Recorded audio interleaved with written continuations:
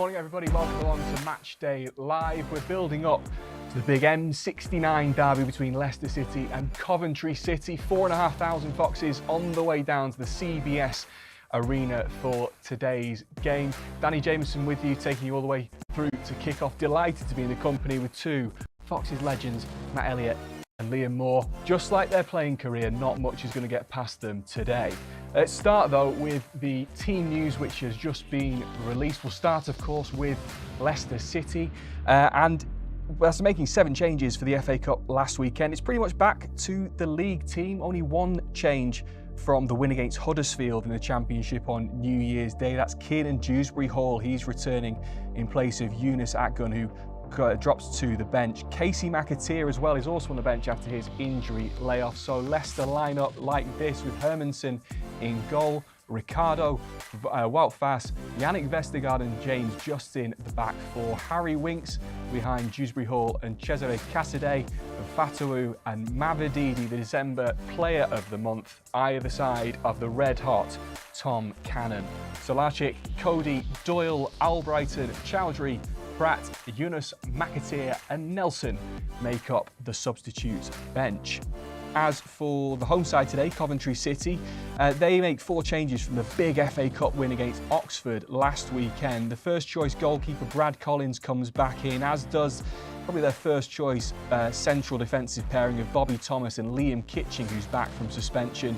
And Matty Godden also starts up top after he scored twice off the bench last weekend. So Collins will be in goal, Van Eyck, Thomas, Kitching and Bidwell the back four. Sakamoto, who was one of the runners-up for December Player of the Month in the Championship, will be out wide. Casey Palmer on the other wing. He scored a cracker last weekend, with Eccles and Sheaf behind Callum O'Hare and Godden up top. Wilson, Binks, De Silva, McFadden, Kelly, Allen, Sims, Latabaudiere and Tavares on the bench for the Sky Blues. So, as we're saying, M69 derby.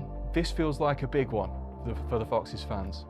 Yeah, I think every game at the moment with Leicester where they are in the league, there's a lot of emphasis on it, and there's a lot of pressure within the squad themselves to go and perform, because they know what they're capable of, and they want to keep this run going. But supporters, like you say, it's probably the closest rivalry. I don't know.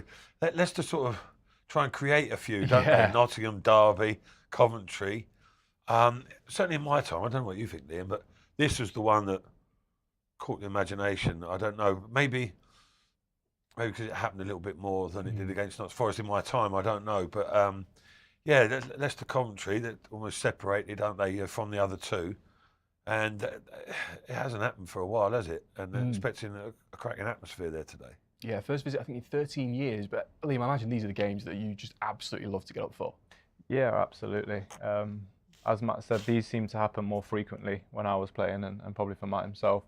They're the games you look for at the start of the season, and you always know you're going to get a good atmosphere. It's a nice journey for the away fans to travel down there, and I think it's kind of a rivalry that got created and then it dropped down into the youth team. So I remember coming up, it was always a tough game. There was 2 very competitive teams, 2 clubs that had a kind of good history of bringing players through as well. So I think it's kind of just stemmed from there, and over time, it's one you look for sure. He was even there in the youth team?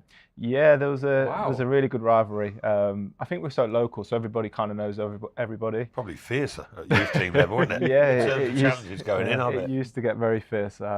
We had a great FA Youth Cup game against them many years ago, and even there, good following, good few thousand, which you didn't really get in Youth Cup games, and it was a game I look forward to for sure.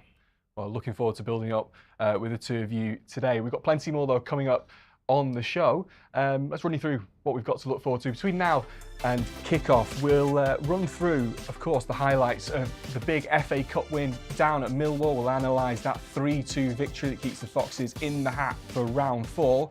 We'll also hear from the man of the moment, Steffi Mavididi, December's Player of the Month. We'll hear from him in the box. And of course, we'll hear from the boss as well, Enzo Maresca, as he builds up to the trip down to Coventry. This was, of course, his first game in charge back in August. In terms of the team news, guys, the big one, I suppose, is Kiernan Dewsbury-Hall back, who scored twice in that first game of the season, Matt. Yeah, I think he made an appearance, got some minutes, didn't he, last week against Millwall, so that showed there's no fitness issues. it was just purely rest and well earned as well. It was, but yeah, back to business as usual. Really, as much as Maresca can with the personnel he's got available. I think 9 people out of 10 would have picked that similar lineup today. It seems pretty standard now. Whilst Maresca professes that it is a squad game, that first team, excuse me, there or thereabouts, is surfacing pretty regular, isn't it? Wilfred Ndidi, Cassidy instead of him for obvious reasons. But other than that, I hesitate to say it, but the team almost picks itself right now. How much does that help, Liam, when you've got a settled side? Because, I mean, Leicester have been on a roll for so long. Knowing where everybody is on the pitch, just knowing that everybody's game must be a real boost. Definitely, and a lot of managers say it, but they need time. Fortunately for Leicester, Enzo Maresca's came in and he's hit the ground running. But in terms of his philosophies and the way he wants to play, that's only going to take more time from now as well. So they're building. He seems to know his preferred, I'd say 8 or 9 players. There's a couple that can interchange. I was interested to see the lineup today, whether if Doyle would go and play against his previous loan club. But apart from that, you're pretty much there, yeah. Ndidi could be a big miss, his energy. Coventry, a front foot team, so that's the only one you'd probably like to see, but for obvious reasons, he's missing the game through injury. But the team pretty much picks itself. You can see that in the way they're playing week to week. Things are flowing well, they're keeping clean sheets and they're in a good position. That midfield balance, I imagine, is going to be key as well. Cesare Cassidy maybe hasn't had the best loan spell so far, but having the two next to him, that might be something that can help him flourish. Oh, without doubt. I think when Wilfred Ndidi's in there, we said it quite regularly that it's the best trio of midfield players in this league, probably by some distance. Cassidy coming in, yeah, you do look at it a bit and sort of question what he can offer, similar to obviously different players, but in a similar purpose to Ndidi. But he's his own man. He comes in, he's got his own attributes. I think he's just feeling his way and developing his confidence. I mean, in my view, I didn't see the Sunderland game here at the King Power when Cassidy reportedly played very well. But for me, that was his best game last weekend. Got the early goal, gave him a little bit of a boost, and he felt more of the package. It felt to me. Some people voting him man of the match, etc. So he was up there in terms of performance, and that would do him a world of good. And he knows as well, he's likely, if he performs anywhere near, he's going to get a run of games. He's going to get a good opportunity, so the chance is there for him to grab it. As you said, got a goal last weekend down at Millwall in the FA Cup. The Foxes running out 3-2 victors. Let's remind ourselves of how that game went last weekend. And the shot will come in from Honeyman, and again Stolarczyk makes a good save at his near post and beats it away. Yunus, edge of the penalty area, dancing into the penalty area, but he's now dancing back out, finding Albrighton. 3 in the 6-yard box, waiting for it, and it's in. It's Cassidy with a header. The big Italian, probably the tallest player on the pitch, has headed home after a slightly shaky start from this much-changed Leicester team. They take the lead in south-east London. In fact, it may have been that Nelson got a touch on it, and Leicester can break here, and through the centre goes Ricardo. Oh my word, where did that come from? Brilliant goal by Leicester. And for the second time, the goal seems to come almost out of nothing from a Leicester point of view. Their supporters behind that goal. It's hung up towards the penalty spot, and the header comes in, and it's tucked into the back of the net. It's 2-1. There is no flag. Initially, it was a header, and then it was turned in by Watmore from just a few yards out. And ironically, for a third time this afternoon, we have a goal against the run of play, but it at least got the ball forward. And then Leicester got the ball forward to Cannon. Is he onside? He is. The flag's not gone up. He's gone around the goalkeeper. Open goal! Oh my word! What a counter-attack! Absolutely brilliant from Leicester City. Absolutely brilliant from Tom Cannon. And surely that now sees them into the third round of the FA Cup. Millwall's fight back looks to have been extinguished. From the left-hand side, it's an outswinger. And the shot is into the back of the net. It's a fabulous goal. And it's Zane Fleming. And as you said, just when you think the game is won, well, it isn't. 3-2. The shot will come in. It goes across the area. Oh, and right behind for a goal kick. There were 2 or 3 players who nearly got the end of it. Fleming holds his head in his hands. The free kick wasn't particularly well hit. Well, a couple of scares, but the important thing is in the hat for round 4, Liam. That's it. Players that have been on the fringe got minutes. You've got players that are going to need to play games due to injuries that have sharpened up a little bit and through to the next round. So all in all, a good day out. And we mentioned MATCHDAY's goal just before. I mean, he attacked that header like a young Matt Elliott, that was.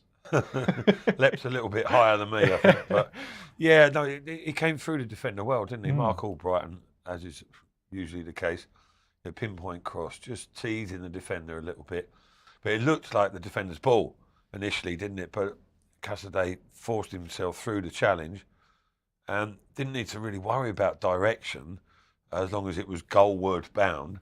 And from that distance, you just got to get the contact. And he scored a couple in that sort of area as well. And I've seen him heading the ball a couple of times. Technically, he looked a little bit awkward at times. But when it's just a matter of going and win that first just contact, throw your head at it almost. Yeah, he's got that. I mean, he's 6'3", 6'4", isn't he?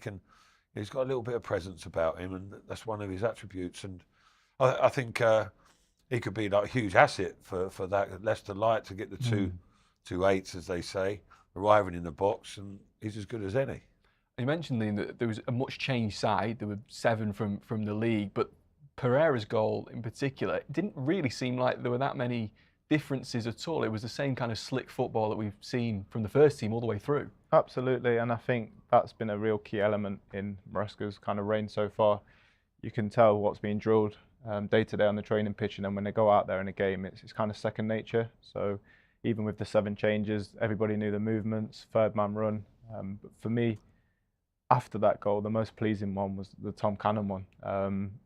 That's from the training ground. That isn't a case of let's just put it forward and see what happens. You can see the movement. They did it in a game that I watched a few weeks back as well.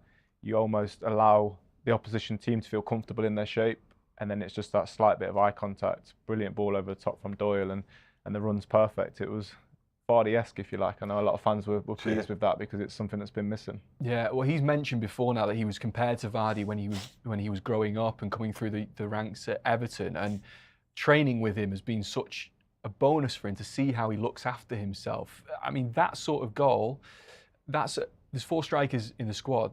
He feels maybe a little bit different to the other 2 non-Vardy members. Yeah, without a doubt, there is a difference. Similarities with Vardy, you can see why there are comparisons. Very direct, look to and stretch the defenders, making very well-timed runs in behind. Very rarely is Cannon offside. Vardy sort of pushes the line a little bit more sometimes, but he's it looks razor sharp. Since he smashed his first goal in weekend before last, from that moment on, his sort of eyes are just lit up. There's a spring in his step, and it's like the switch has been flicked. Yeah, and he's in top gear, and he's in top position as well. Because doesn't matter who's fit, Vardy, Iheanacho, Daka. I think Cannon's playing at the moment regardless, and he's got the shirt, as they say. How impressed have you been with him, Liam? Very much so.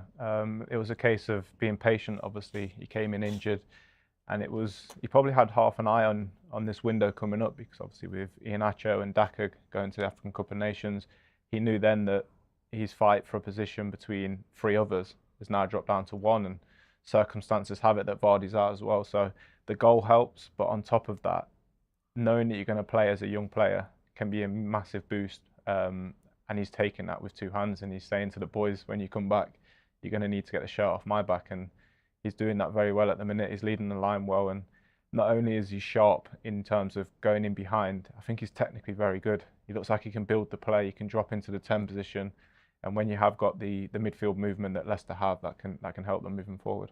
I mean, that's one of the things that Enzo Maresca has said he's been so impressed with, not just the fact that he's getting goals, but that link play, that not just standing up front and trying not to be offside. No, exactly. Yeah, he's certainly got more to his game, as has Jamie Vardy, more than he's given credit for. But yeah, he looks I won't say complete centre forward, but he's got an all-round game, without a doubt. But I think his main threat is that the well-timed runs, from deeper positions. But he's a bit of a goal scorer as well, stroke poacher. He's got a natural eye for goal. You can see that we just saw his first goal there. That when he struck it first time, it was in a flash. It wasn't time to think. That just happened naturally to him. Yeah, and afterwards you'll probably think, I'm not quite sure I did that, but that's what I do. And he's got that capability. But yeah, what a wonderful asset to have. I mean, you got 4 in this division, top-notch strikers. No other team has that at their disposal, and it's paying rewards now, isn't it?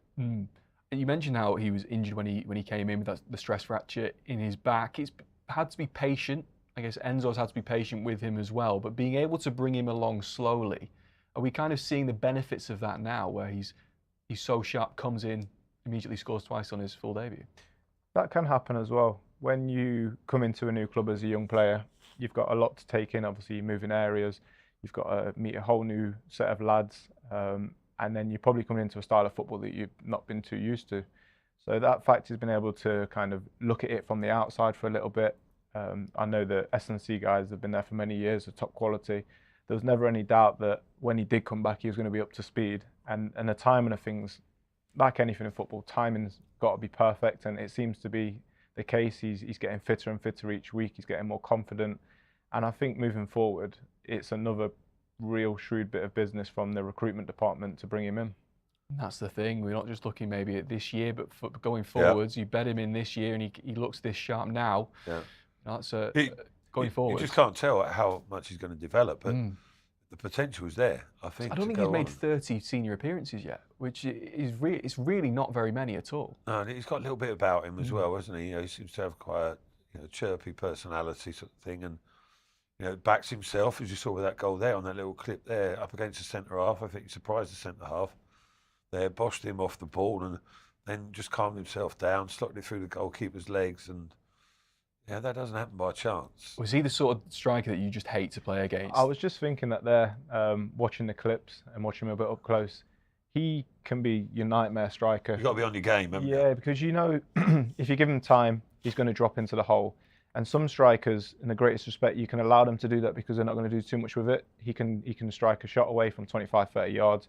He can feed people in. Some strikers that that are quick, you just drop off a yard and then you think, well, I've got the advantage. I'll get my body in the way.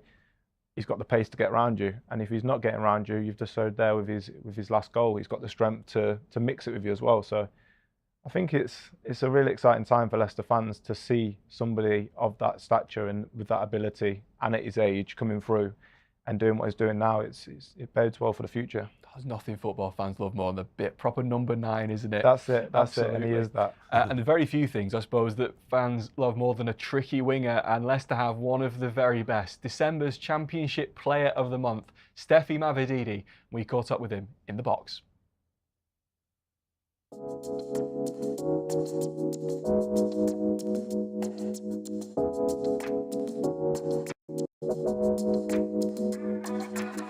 A solid month for us, obviously. 6 wins out of 7. With a lot of games in a short period of time.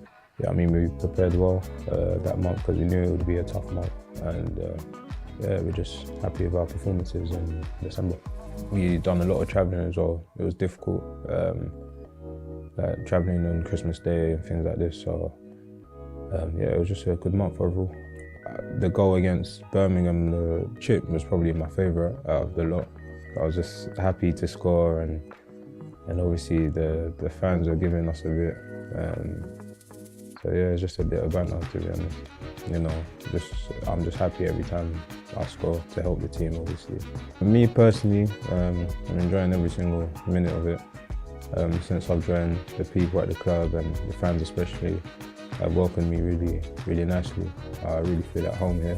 And yeah, it's been I would say a good first half of the season. And now we've just got to keep our heads down and keep working to reach our goal. And there's a lot more to come. I feel like everyone's brought in well and quickly, and he's got his ideas across and everyone's on the same page, so which is good. But like I said, it's only been 6 months and I feel like there's a lot more to come. It was brilliant seeing them fuming. Oh, yeah, it was, isn't it?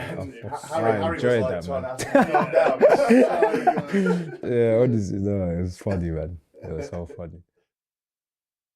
I mean, that boy's special, isn't he? Yeah, on his day, when he's on his game, no one better in this league. I think that's fair enough to say. We were just talking there while we were watching the clip, and I saw him in the early part of the season, understandably so. He seemed like he was sort of easing his way in, sort of phased in and out of games. But now he's consistent. He works hard, as does his mate on the other side, Fatawu, even harder, who tracks backwards and forwards like a Trojan. But Avadidi, he fights the life out of defenders. Like 1v1 situations, his feet are so quick, gets it out of his feet, whether he wants to shoot, come inside, or go around the outside, which he's backing himself with. He delivers a lovely ball with his left foot as well. What do you do as a defender? They're doubling, trebling up. Still not enough. I saw the fear in your eyes then, Liam, when Matt was talking. Yeah, he moves it so well, and I think in football you can be guilty of looking too far ahead, but at the same time you do need to prepare for the future. And here's another one, as we said with Cannon there. Leicester will be rubbing their hands together and thinking, if we can get over the line this season, we've got so much growth in this team. I don't see a player in their starting line, minimum, maybe even squad, that can't go and do it at the next level. And he's another one of those players that you think, yeah, we've done a good job bringing him in, and we truly believe he can kick on again. I've been surprised. I know you said it maybe took him a little bit of time to adapt, but to come from playing in Ligue 1, where lots of players have very good numbers and look like very good players, the Championship is very different. Have you been surprised by how quickly he's adapted? No, not really. I mean, I didn't know too much about him before coming to Leicester, but you sort of read between the lines and do a little bit of background checks, whatever, and he's obviously got ability. I think perhaps consistency, was an issue, but it's probably worked out ideally for a number of these players. Conversely, obviously the disappointment of relegation last year, but the manager coming in, everything's changed, but it's given them time to sort of adapt, develop, settle in.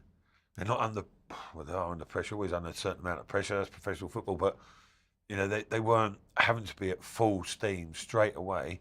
In the Premier League, they'd be stretched and they'd be trying things and get caught out, but Leicester sort of dominate more often than not in the games, and there's a chance to express themselves. And I 100% agree with Liam that certainly a fair percentage of the players, you look ahead, and I think they were brought in with an eye to that.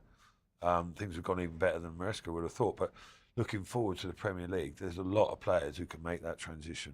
Some of them go back to it, but again, I don't want to be looking too far ahead, although it's looking very good at the moment. But there's quality throughout. I mean, I just mentioned him before, Fatawu, if he can get his shooting boots on, then Mavadidi's got a rival for the best wide player in the league all of a sudden. It's not bad to have both of them Exactly. in the same team, is it? My goodness. Yeah. Talking about consistency, that is something that Enzo brought up when he was talking about him winning the Player of the Month. That's the one thing that if he gets that, he can be a really good player this year and in the future.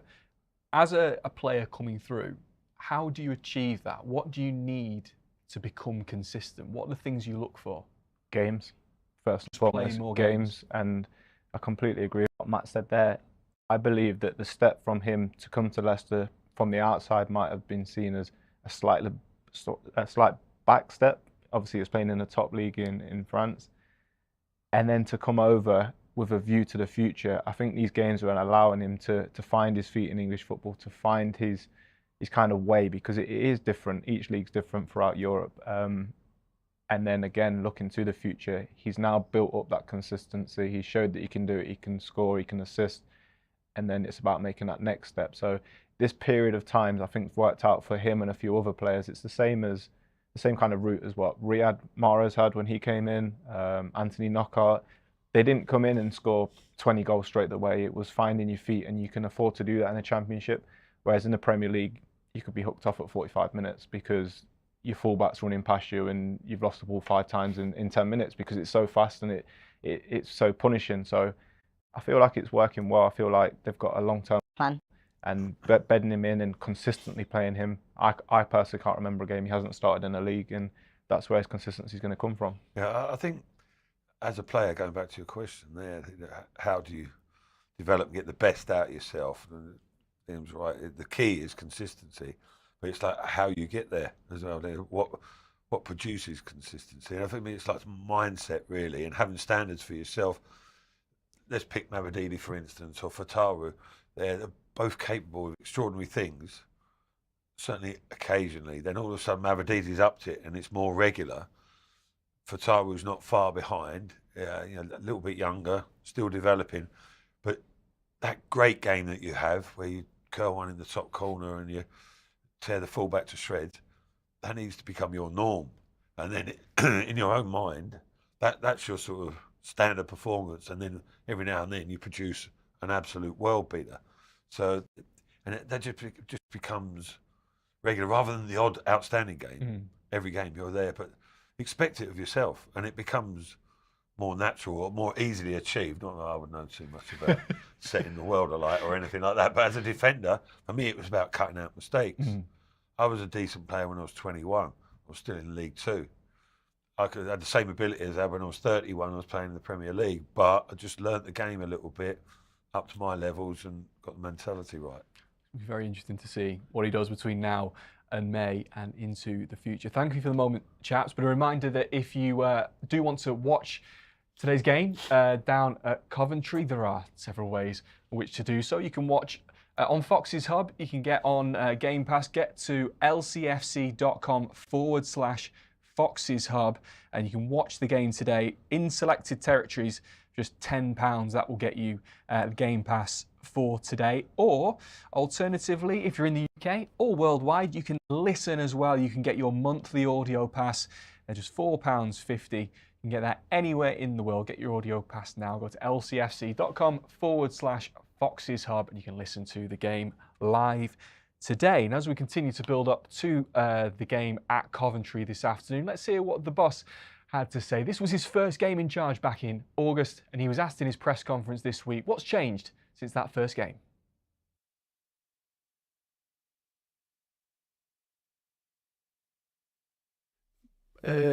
I think when you have time to work with the team as a manager, you always, with time, you always try to improve your team.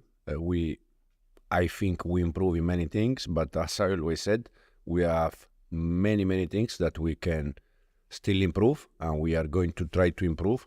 But compare with probably was August, 6 months ago, 5 months ago, it's normal that now the team is getting better, and hopefully with more games, more training session, more days together, we can improve more.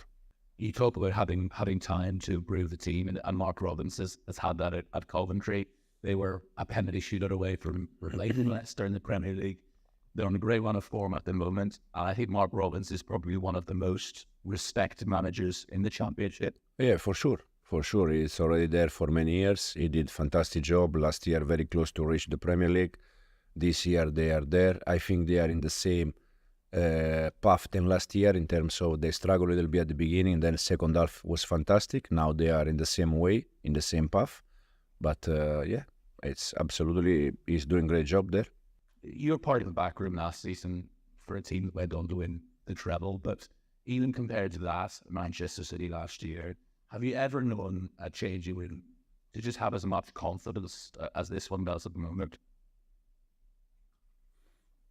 I think results always help us as a manager, as a coaching staff, and also help the players. In this moment, not only in this moment, to be honest, since we start, I think we are in a good mood, probably because, as we said, the results helps a lot. But we have still 3-4 months to continue in this way. Yeah, and obviously the priority for you is promotion and then winning the championship as well. But are you and the players aware that you are on course to break the points record for the championship? It's stood for 18 years. Or is that something for the fans to chat about, the players not chat? No, we are just aware of Coventry tomorrow, to be honest. It's the only way to go. I always said the same. We are now in January. To think April or May is too far. So we see where we arrive. For sure, we are happy for the fans because I said many times, when you get relegated like last year, for a fan, it's very bad moment. We are very happy that they are enjoying results, enjoy the way we play. Hopefully we can continue and give them the big joy at the end of the season. Slightly concerning, gents, for the rest of the league that Enzo Maresca still thinks Leicester can improve despite being 10 points clear at the top of the league. I agree with him as well. I've watched a lot of games this season. Free-flowing football, very enjoyable, lots of goals scored. But there has been games where you thought, need a little bit more, or nearly been caught there, you know. Again, it's about a long-term vision. He will understand that some of the mistakes that they're making at the moment are not being punished. So he's going to want to knock them out now, really, for a longer-term view. And we see him there with his Championship Manager of the Month award, richly deserved. I wasn't going to mention... He must have had a few of them by now, though, hasn't he? It's his third one. We've only had 5 months and he's won 3 of them. Yeah. It's not bad going. It doesn't seem to affect him, does it? No. He just carries on regardless. But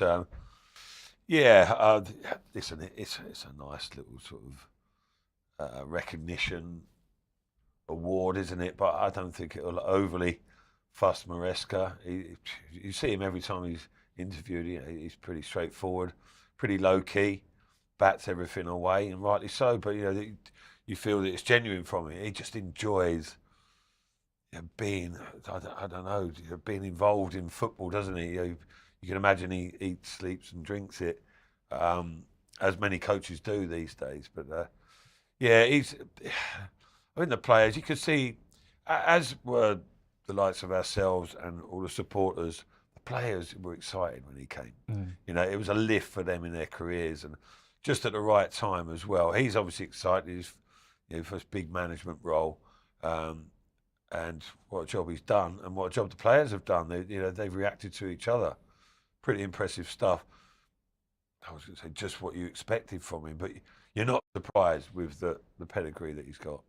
I mean, we probably shouldn't forget that we're only halfway through his first season at Leicester, where he's coming into a team that had a lot of overhaul in the summer and a lot of question marks, and yet it's not taken long for them to basically play like an Enzo Maresca team. Yeah, he's the type of guy that I imagine always had a vision of becoming the number one at some point. So you can imagine with all the hours he was putting in at Man City that he kind of had half an eye on players that he would ideally sign if he got the opportunity to take on the role. And that looks like how it's worked, to be honest with you, that people that have come in have set attributes that will fit the way that he wants to play. So I believe he's heavily involved in his recruitment, and that's a key part for the manager. Step 3 ahead, isn't he? That's it, yeah. He knows exactly what he wants, and it's almost like he's prepared to take in players that he knows are going to need work, but work that can be done with them from his point of view. There's a few different signings at the start of the summer where I personally thought from the outside, okay, interesting. I'm not kind of sure what he kind of sees with that. Obviously, they brought in Callum Doyle that played left of a back 3 last year at Coventry. Threw him at left back straight away. He knew how he wanted to build up. And Tom Cannon came in, stress factor on his back. A lot of medicals get failed because of that, but no problem. I know what he's going to do long term for us. MATCHDAY, and the list could go on. Like, he knows what he wants from his team, and he's getting them to produce that now after the many months he's had spending with them. Are you that sort of players coach vibe that he gives off? Yeah. Is that something that you've seen as well? Can you see the players sort of reacting to his style and that kind of excitement that he brings? Yeah, 100%. I think they've all bought into it.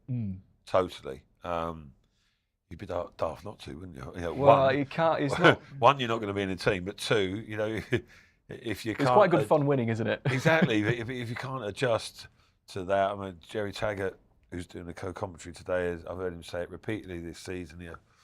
Players must be having the time of their lives. It's as close as you're going to get to total football, really. So everyone's getting plenty of touches, other than the striker. Excuse me, but they always, when they get a chance, it's normally a decent one. But you just popping the ball around at the pace you want to. You pick it up when you want to, and you can tell when you hear them speak, they're enjoying learning off him. And you got You got players like Connor Cody saying that at his stage of his career, but and we learn something different every day from the manager. I'm always interested in Fuse when he comes on. He doesn't go into great detail, and why should he, about his tactics? But you can just pick up the odd little throwaway from him there, and it's always interesting to listen to what he's got to say. I mean, he comes across really well, but I think in reality, he's 3 or 4 more levels up. Like you say, he's more advanced than we'd like to give him credit for. You mentioned listening to him, his interview when he won the Manager of the Month. He very specifically went out of his way to mention the staff at Seagrave, the physios, the chefs. He mentioned how much they've helped the last month in particular, because it's a lot of games over a very, very short period of time. Can you just give us maybe a bit of insight into what those people do, how that helps so much in those periods? Yeah, probably parts of the game that fans won't see or get as much in depth as they'd like, but they're massive parts to this machine, if you like. They've been steamrolling the league for so long, and then you come into a congested period in December where it's game after game, the squad's maybe losing players to injuries and stuff, and you need those 1%. The setup at Leicester's always been spot on with the chefs and the food and stuff like that. Things that players could never complain about, especially when I was playing there. They always went out their way to get like cryotherapy in, extra meals, whatever you needed, it was there. And since moving on now to Seagrave, that's only enhanced times 1,000. Yeah. People be working around the clock. I know that there's opportunities for players to stay in the premises if they need to, if they played a Tuesday night game, and rather than driving home, that extra hour recover, stay in there, then they'll get staff to stay in the training ground. They'll cook them their evening meal, they'll cook them their breakfast. You'll have hard-working masseurs coming in. It's just endless, but it's all with an end goal of getting to where Leicester need to be. So I think he's rightly pointed out the people that fans don't get to see very often, but are doing unbelievable work and allowing the players to go out there and do their job. It all adds up to 19 points from 21. And another nice little gong to put on his mantelpiece. But listen, when we are done here today with the Coventry game, there is still plenty more content for you to watch on Fox's Hub. We've got loads on there, really, all to watch for free. You can vote for your goal of the month. That's available right now on YouTube and lcfc.com. Bearing in mind, the goal of the month vote ends on the 14th of January, that's tomorrow at midnight. You can also watch A Legacy for Cumbershire, the documentary, that's on YouTube and lcfc.com, and the latest episode of Leicester's The Place, Sol Bamba, on the podcast. That's available on Spotify, YouTube, and of course, wherever you get your podcasts. So we're building up to Coventry are the visitors. We're visiting Coventry this afternoon. So let's get the inside track on the Sky Blues. Andy Turner from Coventry Live assesses the hosts.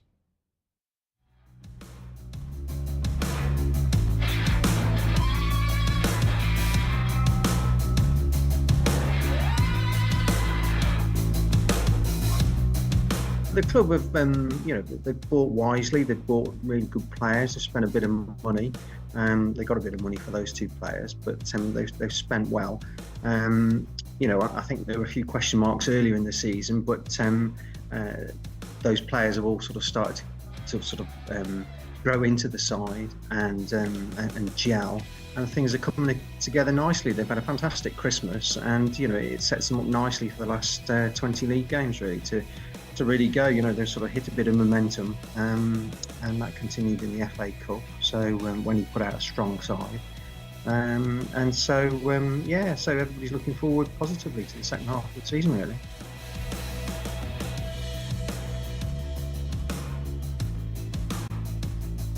The lad that's sort of really come to the fore in recent weeks is Tatsuhiro Sakamoto, the Japanese wide player that they've got. And he's got 6 goals now, and he's got 5 of those came in 4 games over the Christmas period. So he's in really good form, really sort of starting to sort of fit into the sort of this championship side and get used to the pace and what's needed, really. You could see early on that you've got that ability and that quality and that technical ability, and that you've got goals in him. But it was just took him time to settle a little bit. I mean, the language barrier was a bit of an issue early on, and he's learning English, and that's getting better and better as every week goes by.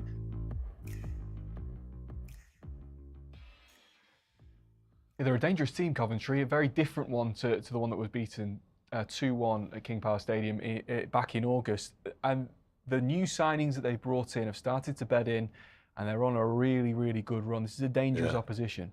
Very much so. I think they've only won 9 games, surprisingly. Remain 9th in the league, but the majority of those wins have come in recent weeks. And for whatever reason it is, I don't know, Mark Robins' teams, everyone knows that he's one of the longest, if not, I think he's the longest, isn't he? You informed me earlier. Third longest standing in the EFL. In the EFL, but yeah, he's done an unbelievable job, really.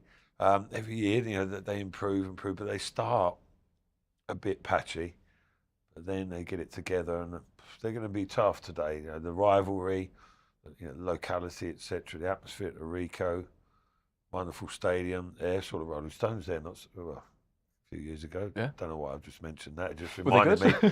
Of course it was. They were good. It was the Rolling Stones, and the specials were on as well. Like local, That's not bad. Local heroes. Anyway, I digress. But yeah, no, listen, they're a decent outfit, aren't they? Well organised. Got a little bit of sort of ruggedness about them. A threat. They were good here. Opening game of the season. They'll still be disgruntled that they didn't come away with something from that game. So they'd be keen to get one back over on Leicester. But Leicester have to pick. I still fancy Leicester. You always do at the moment. But yeah, it's not going to be a walk in the park, that's for sure. Not at all. Let's just recap the team news. If you are just joining us for today, we'll start with Leicester, of course. And the 7 changes for the FA Cup game last weekend, pretty much reverting to the league team from New Year's Day. There's only one change from that win against Huddersfield. It's Kieran Dewsbury-Hall coming in midfield in place of Yunus Akgun. Casey McAteer does return though on the bench from his injury. So Hermanson's in goal, Ricardo and Justin the fullbacks, with Fass and Vestergaard in the middle of defence. Harry Winks will be alongside Dewsbury-Hall and Cesare Cassidy.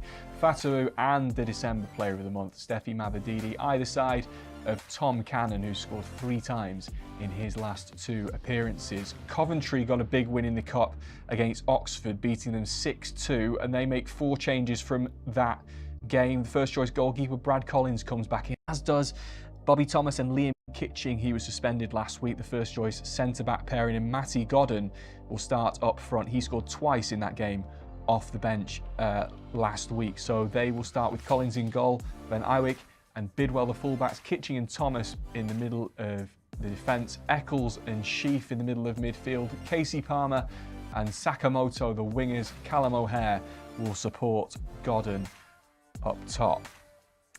So let's get some thoughts from the CBS Arena. We can hear from Ricardo Pereira, who talked to us a short time ago. Ricardo, first away league game of 2024, a local derby. How much you're looking forward to this one? Yeah, good way to start the year. I hope with the same outcome of the first game of the season against them. But yeah, excited with the game. What do you see as Coventry's threats today? What do Leicester need to do well? I think everything. I think they start a little bit wobbling in the first period of the season, but now they are in a good momentum, winning games, and for sure it's going to be difficult in their home with their fans. But we need to do our thing, to play our game, and to get the 3 points. Brilliant away from home this season, just 1 defeat. Clearly you'll be looking to keep that run going. Wherever you play, Leicester come with confidence. Yes, of course. We know every game was difficult, even if we have a good streak outside from home. But yeah, we have to keep working, keep fighting all together, and doing the same as we have done. You have the Player of the Month in your ranks in Steffi Mavadidi. Finding this consistent form, how good is it to play with him in your side? Yeah, it's always good to have players that make the difference, and happy for him to get the Player of the Month. So Ricardo's confident. How are you boys feeling? Matt, we'll go you first. Relatively so. I mentioned it earlier. You've got to be confident with Leicester, how their form is and how it has been consistently for the campaign. Coventry, without doubt, have their threats and their attributes, but I think ultimately Leicester will come out on top again. I don't think there'll be a lot in it, but I think they'll probably ebb and flow a little bit. But the fact Coventry are at home, they're going to, in a measured way, going to try and come at Leicester, and that, conversely, might suit the visitors. Liam, I had to push you for a prediction. Tried to play this out a couple of times in my head. Oh, go on, 2-1 from Matt. Yeah, I've tried to play it out a few times in my head. I think there's loads of key battles around the pitch today. Van Eywick versus MATCHDAY will be a key one. Leicester haven't conceded more than 2 goals in the game throughout the season, and they very rarely don't score. So I'm going to go with a 4-1 Leicester. 4-1. Very Leicester. Confident from Liam. Can I just say, Danny, I forgot to say it earlier. Go on. Nice to meet you and welcome on board, sir. Thank you very much. You've looked after me. And you've done a half-decent job, not too bad. That's mate. all I aim for, half decent, as long as nobody's turned off because of that. We're 15 minutes away from kickoff. Remember, you can watch the entire thing here on Fox's Hub with us. I mean, it's the M69 derby. You shouldn't need any building up for this, but if you do, here's a look back at what happened in August. New season dawns and a new era begins. A chance to recalibrate and begin to dream new dreams. After a decade of reaching heights that no Leicester fan could ever envisage, Enzo Maresca is the man entrusted to guide City straight back to the top flight.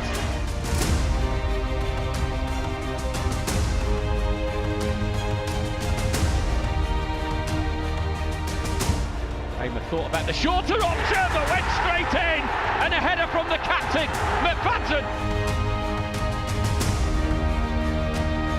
Pratt's ball towards Dewsbury Hall! Leicester equalise, it's a local lad, it's Keenan Dewsbury Hall!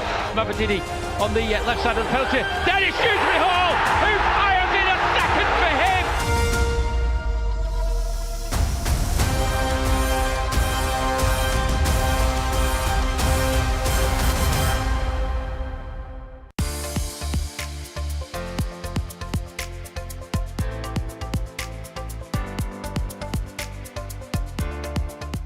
If you are watching on lcfc.com, just sit back and relax. If you are watching on social media, the live stream will finish shortly. If you want to continue enjoying our coverage, you'll need to head over to lcfc.com/Foxes Hub and purchase one of our game passes. If you are watching in a territory where the game isn't live on TV, you'll be able to watch a live video stream on Foxes Hub. Please visit lcfc.com/territories to check. If you can't find your location, live audio commentary is still available. You'll need to have an lcfc.com account before you purchase your Game Pass. If you already have one, please sign in and select your product at lcfc.com/Foxes Hub. Select the Buy button and you'll be taken to the payment page. Once you've followed the simple payment steps, press Continue at the bottom of the screen and you'll be taken to the Foxes Hub homepage. If you purchased a video pass, please select Watch Live from the Foxes Hub drop-down menu. If you purchased a Listen Live pass, please select Listen Live. If you purchased a seasonal or monthly video pass and the game is not being shown in your territory, please select Listen Live. If you are having a payment or technical issue, please email Leicester TV Support at streamamg.com. Thank you, and we hope you enjoy the match.